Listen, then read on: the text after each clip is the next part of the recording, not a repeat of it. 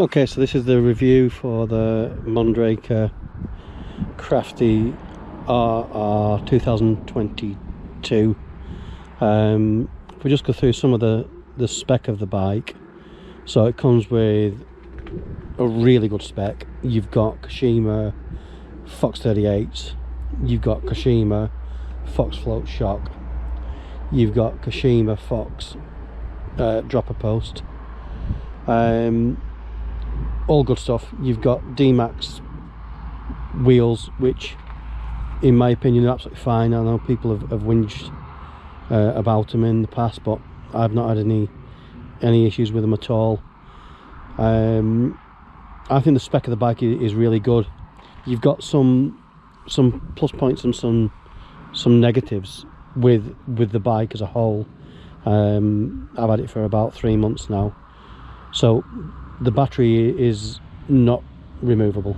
You can't take it out. Plus points and negative points to that, because the last bike I had was a Trek rail, and the early Trek rails had massive issues with the batteries coming loose. They've fixed it now, but you obviously wouldn't have that issue with this. You can't do a massive ride and change your battery halfway round. That's one of the bad points. And then, oh shit, I forgot to put the top on my bloody forks. And you've got to have, if you go somewhere, you've got to be able to charge it somewhere. So stuff that I didn't like was the brakes, which is the SRAM G2 RSCs. So I've put the Magura MT7s on, one of my favourite brakes, and also altered where the kiosk sits, and so it's just gorgeously put in there out of the way. Grips are a personal thing. I just like DMR death grips. Onto the bike itself. So you've got this Bosch Smart system, and that is a very complicated controller. I find it difficult with winter gloves on to use. However, the plus points around it are you can upgrade and download stuff to it over your phone.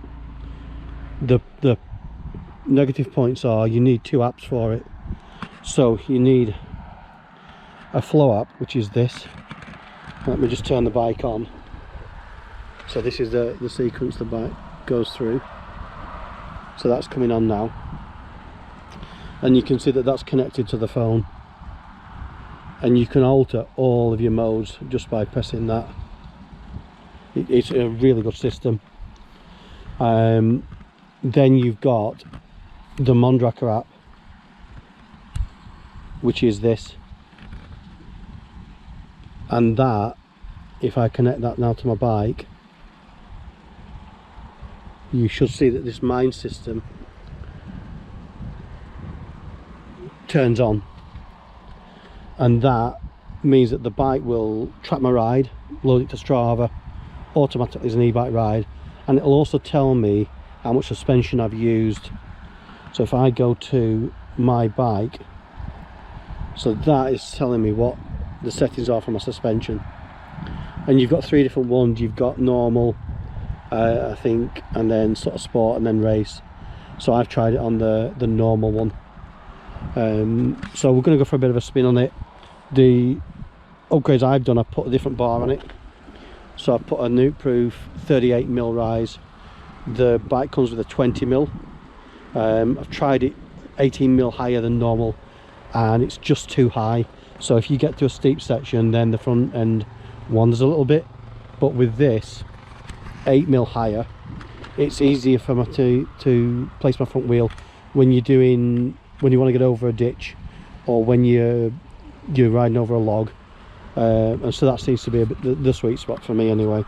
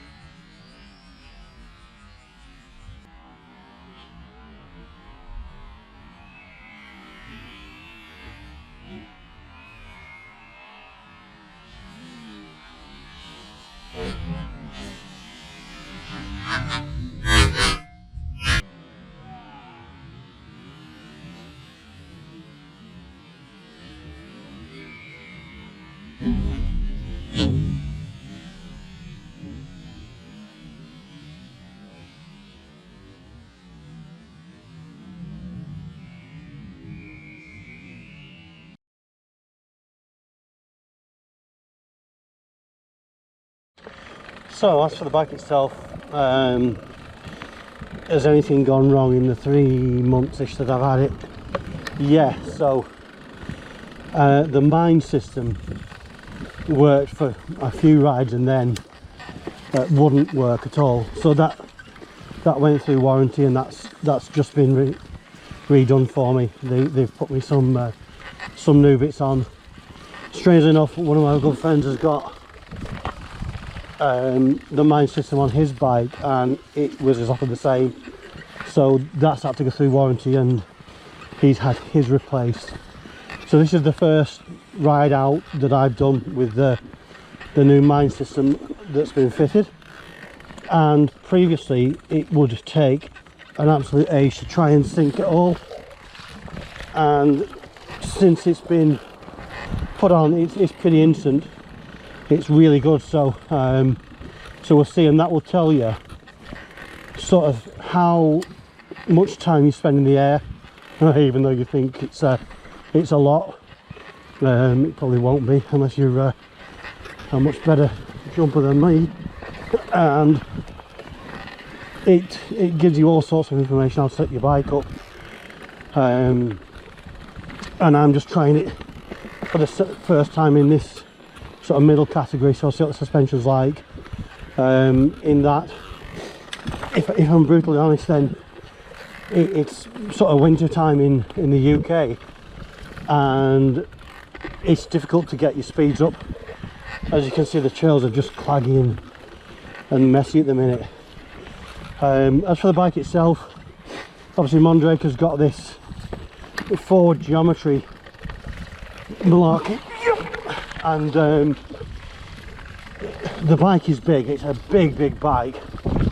I mean, my previous bikes have been a Canevo medium, Specialized, and a Trek 9.8 XT Project 1 in a medium, and this is longer than a large Trek.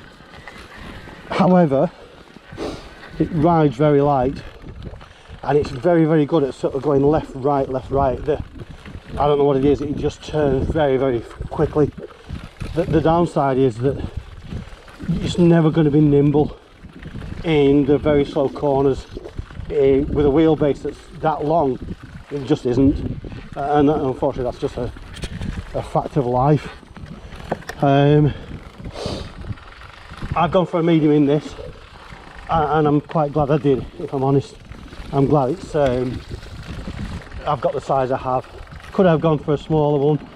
Possibly, I don't know. I haven't, but I don't feel like this is too big for me. Oh my word, that is slippery. Whoa. Just a point on the tyres, which are Maxxis, absolutely superb. For a standard tyre, I don't think I've ever kept a standard tyre on a bike before, but the tyres it's come with are absolutely fine. And as you can tell, this is the UK, and it's absolutely yuck, nasty, horrible. Can't wait for these trails to dry up a little bit. So yeah. So how does it compare to the Trek? Well, I really like the Trek. I've done a lot of upgrades to that. Got it just how I want it. To me, the suspension on this, wow, that's a big one that's out of nowhere. The shock feels like the tune's slightly out, if I'm honest. It feels like it goes through too much of the mid-stroke too easily, but TF Tune could sort that out if I think it's an issue when the weather gets a bit better. But spec wise, it's killer. It really is a very good spec. Kashima everything, you can't go wrong with that, can you? The brakes was just personal preference. I just like Maguras, or Hopes. I have Hopes on my Trek, they were very good too. I've got Cush core in these, because I'm a big lad, I weigh 200 pounds, so it's just to help, because at the end of the day, these e-bikes, they have a bit of heft about them, and you do go clattering into stuff. Weight wise, no issues with the weight. It's a carbon fibre frame. The only time I think you ever need to bother about the weight of an e-bike is when you're lifting it over something, because this rides very light. To be fair, the Trek did as well. The Trek was a very light bike. Until I get, I keep saying bloody a lot, don't I? Until I get some drier weather, then I can't really tell how it is. I went to Degler the other week and it seemed fine at jumping. We'll see whether that translates to like if I go down to Bike Pot Wales or Antistiniog. Hoping to do Fort William this year, and we'll see. But so far, yeah, I can't complain. I just think it's a good bike. The forward geometry is different. It does put a lot of your weight quite far forwards, which I found not a problem at all. Having done Mondrakers before, the fact that I've had to alter the bar, that could be just because of my body shape. Just makes it easier to get the front end up a little bit for me. But yeah, like it so far. The biggest difference between the Smart System at Bosch is that the motor's better.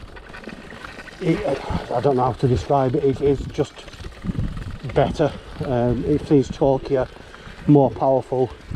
I've had the auto mode on for quite a while, and I've just gone back to EMTB on my last visit to the dealer, where they sorted the mine system out.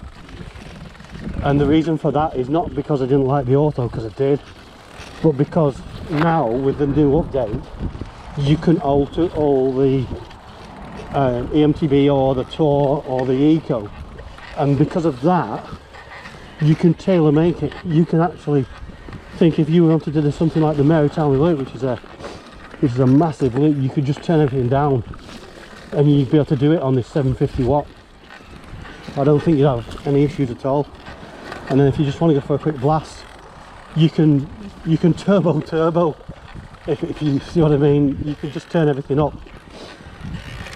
So yeah, I'm liking the Smart System. And the placement of the kiosks, it's just me. I don't like having stuff sort of stuck right out, because I will be crashing this.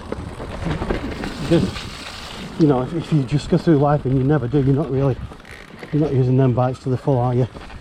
So yeah, it will get crashed, and I just didn't want to break it. So people understand, you can actually take that kiosk off. It takes 2 seconds. It's on a spring-loaded clip. Just one more word of warning though, is the controller on the left. I had a wire that wasn't inserted correctly into it, and the controller works but the motor doesn't. So if you ever get a situation where the controller is working and the motor's not, just check the wires. You've got a wire from the controller to the kiosk and the kiosk into the bike, and just make sure that they're okay. With the Specialized I had 4 motors. With the Trek I had 4 motors. With the Trek, a lot of people are saying, well, it's obviously you're shit. Well, they were all internal problems. There was nothing to do with how I ride the bike. Fingers crossed, this so far spot on, apart from the loose wire, which was just one of them things. And unfortunately, one of the guys that I met on the trail, he was messing around with it. Oh, I think I found it, and happy days, because the thing you don't want is to be stuck in the middle of nowhere with no assistance. The system is really good in that you can pedal it. It just doesn't have any resistance at all, not like the old Bosch used to have. And that's a good point. So yeah, it's got a lot of tech on it. But one thing I didn't mention, or I probably didn't, is that as soon as you set off, the bike records the ride for you, and that will actually upload to Strava for you. It does it as an e-bike ride. It says which bike it is, which is all good stuff. However, there are some issues with this system. So you can lock your bike, which would